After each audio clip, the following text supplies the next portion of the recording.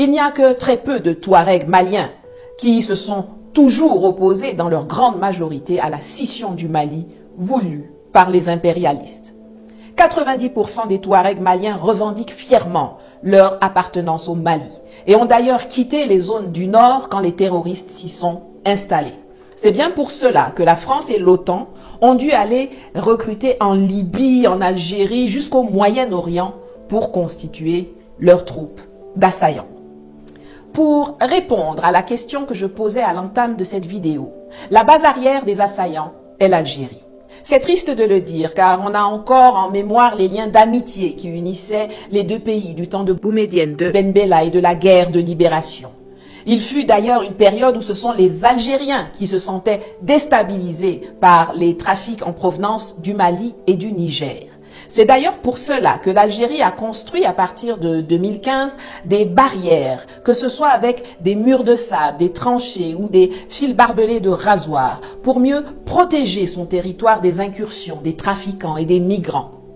Comme vous pouvez le voir sur la carte qui s'affiche à l'écran, c'est l'intégralité du territoire algérien qui est ainsi barricadé. Mais ça, c'était avant. L'attitude fourbe et les intrigues du pouvoir actuel algérien ont été dévoilées depuis lors à maintes occasions. Aujourd'hui, ce sont des généraux algériens qui parrainent, protègent et profitent de certains trafics qui se font dans la zone des trois frontières. En effet, grâce aux barrières érigées tout le long du territoire, il est impossible que des trafics aient lieu sans la complicité des militaires.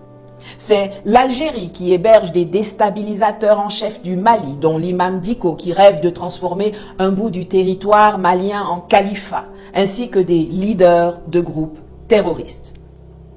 C'est l'Algérie, toujours, qui a tenté un coup de force en bafouant la souveraineté du Mali lors du sommet du mouvement des non-alignés en janvier 2024 en Ouganda, en essayant de faire adopter au forceps un texte réitérant le soutien du mouvement des non-alignés à l'accord d'Alger et sommant les parties signataires à respecter leurs engagements, alors que le Mali avait annoncé depuis le mois de décembre sa décision souveraine de privilégier dorénavant la voie d'un dialogue intermalien. Cela avait d'ailleurs créé un pataquès diplomatique à Kampala, dont beaucoup se souviennent, et la perfidie des Algériens avait conduit les autorités maliennes à mettre fin, avec effet immédiat, à l'accord d'Alger le 25 janvier 2024 et à dénoncer énergiquement l'ingérence et l'hostilité dangereuse du gouvernement Tebboune. Le gouvernement de la transition, dans le cadre de la mise en œuvre de l'accord pour la paix et la réconciliation au Mali issu du processus d'Alger, signé en 2015, partage avec l'opinion nationale et internationale les faits graves ci-dessous. 1. Le changement de posture de certains groupes signataires de l'accord pour la paix et la réconciliation au Mali, issu du processus d'Alger, devenus des acteurs terroristes, poursuivis par la justice malienne, après avoir commis et revendiqué des actes terroristes. 2. L'incapacité de la médiation internationale à assurer le respect des obligations incombant aux groupes armés signataires, malgré les plaintes formulées par le gouvernement de la transition à travers la lettre du ministre de la Réconciliation, de la Paix et de la Cohésion nationale, chargé de l'accord pour la paix et la réconciliation nationale, en date du 24 février 2023, adressée aux autorités de la République algérienne, démocratique et populaire, chef de file de la médiation internationale. 3. Les actes d'hostilité et d'instrumentalisation de l'accord de la part des autorités algériennes, dont le pays est le chef de file de la médiation internationale, tel que mentionné dans le communiqué numéro 064 du 25 janvier 2024 du gouvernement de la transition. Au regard de ces faits suffisamment graves, précités, le gouvernement de la transition constate l'inapplicabilité absolue de l'accord pour la paix et la réconciliation Mali issu du processus d'Alger, signé en 2015, et par conséquent annonce sa fin avec effet immédiat. C'est l'Algérie aussi qui a négocié avec le terroriste Iyad Akhali et à l'insu des autorités maliennes la libération de 3 otages italiens contre le paiement d'une rançon de 13,5 millions de dollars par l'Italie en février 2024. Or, le paiement des rançons est l'un des moyens les plus connus et les plus pervers de financement du terrorisme. Et c'est l'Algérie qui a reçu, 48 heures avant l'embuscade de Tinzaouaten, le commandant de l'Africom, le très médiocre général Langlais. Je sais que ce que je viens de dire n'a pas plu à certains, notamment peut-être parmi mes abonnés algériens, mais les faits sont vérifiables et têtus, et les agissements du gouvernement, de l'armée et de l'État algérien méritent d'être dénoncés aussi bien par nous que par le peuple frère d'Algérie que l'on distingue de ses autorités. C'est vrai que l'Algérie a des relations difficiles avec la France quand il s'agit de certains sujets, notamment le Sahara occidental, les visas ou le rapatriement de patrimoine culturel. Mais c'est également vrai que les deux sont en symbiose quand il s'agit de déstabiliser le Mali.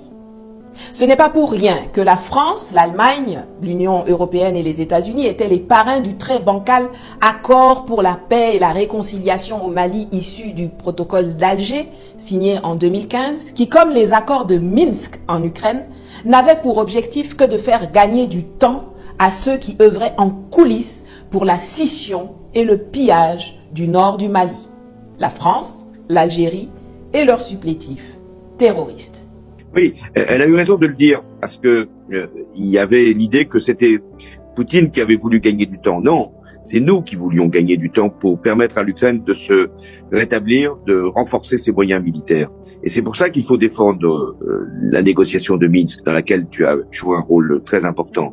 Il faut la défendre parce que c'est précisément pendant ces 7 ans que il y a eu pour l'Ukraine des moyens de se renforcer.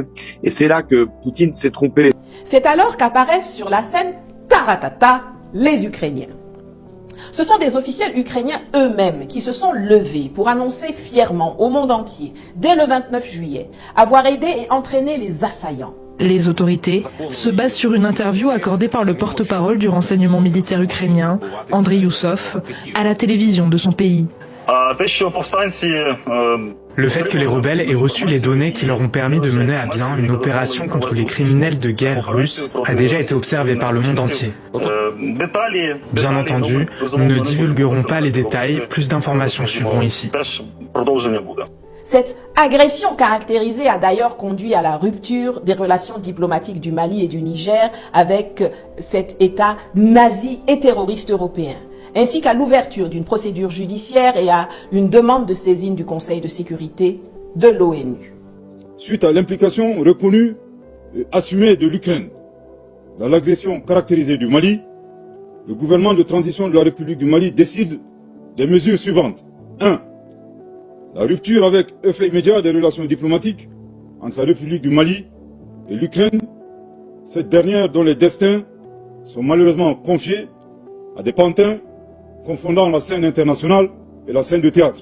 Aussi, considérant la gravité de la situation et l'implication reconnue et assumée de l'Ukraine dans l'agression du Mali, le gouvernement de la République du Niger, totalement solidaire du gouvernement et du peuple malien, décide en toute souveraineté, conformément à la Convention de Vienne de 1961 sur les relations diplomatiques et en application du traité portant la création de la Confédération AES, des mesures suivantes. 1. La rupture avec effet immédiat des relations diplomatiques entre la République du Niger et l'Ukraine. 2. La saisine du Conseil de sécurité des Nations Unies en vue de statuer sur l'agression ukrainienne et de ses sponsors